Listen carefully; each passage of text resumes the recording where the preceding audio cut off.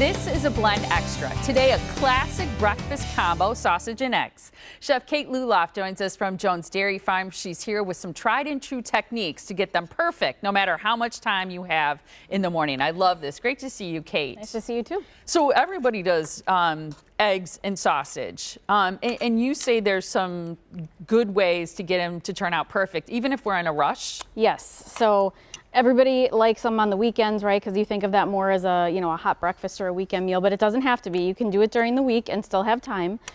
Skillet is obviously the preferred method, but you can do them in the microwave if you need to, especially in a pinch. The big trick with the microwave is always cook them at 50% power. I did not know that. And cover them so with half power. Yep. Okay. I cover them with a paper towel. If I'm cooking poultry, the turkey or the chicken sausage, I'll cover it with a damp towel just to help kind of retain some of that moisture. Get it a little bit, okay.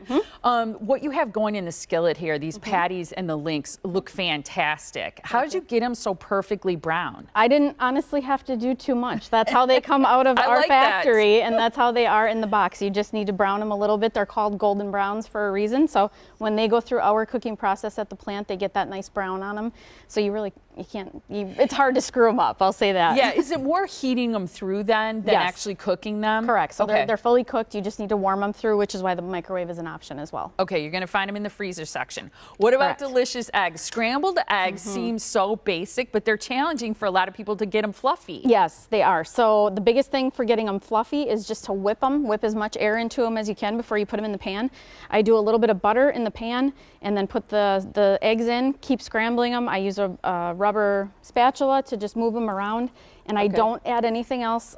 If you add milk or cream at the beginning, it tends to weigh the eggs down and they won't maintain that fluffiness. Okay. So I usually, at the end, I will cook these, and then once they're just about set, you don't want to overcook them. Yeah. Then I drizzle in just a little bit of half and half or a little bit of cream. Okay. Mix that in. No, wait, at the end like that? At the end, yep. So that's going to make them more creamy? Creamy, and you'll still get fluffy. So you'll get the best of both worlds. What about salt and pepper? Salt and pepper I always also do at the end. See, I usually put it in while I'm scrambling the eggs. Most people do, yep. I like to do it at the end just because it can change the flavor a little bit. You might add it in.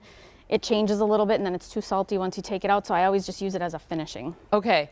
I want to talk about what you love about these, the links as well as the patties. Yep. They have very few ingredients. Super convenient, pre-cooked, like we said, certified gluten-free, which is wonderful. We do not add nitrates, preservatives, additives, anything like that, which is why they're in the freezer.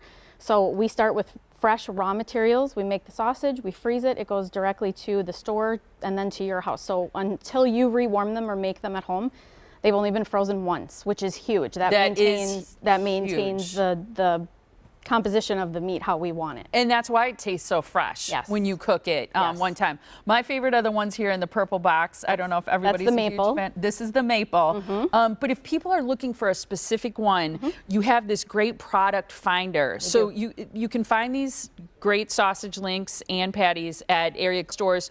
But you check the product finder, you put in your zip code, and you can find the ones that you like closest to you. Correct. So you like the maple, you put in your zip code, it'll tell you which stores to find the maple. The website's great, there's a ton of recipes. We didn't necessarily do a recipe today, but there's also those directions on how to cook them in the microwave, in the air fryer, in the skillet. If you're cooking for a big group of people, you can even do them in the oven. Lots of different ways. Yes. So to find out where to buy your preferred Jones Dairy Farm sausage, go to the product finder on jonesdairyfarm.com.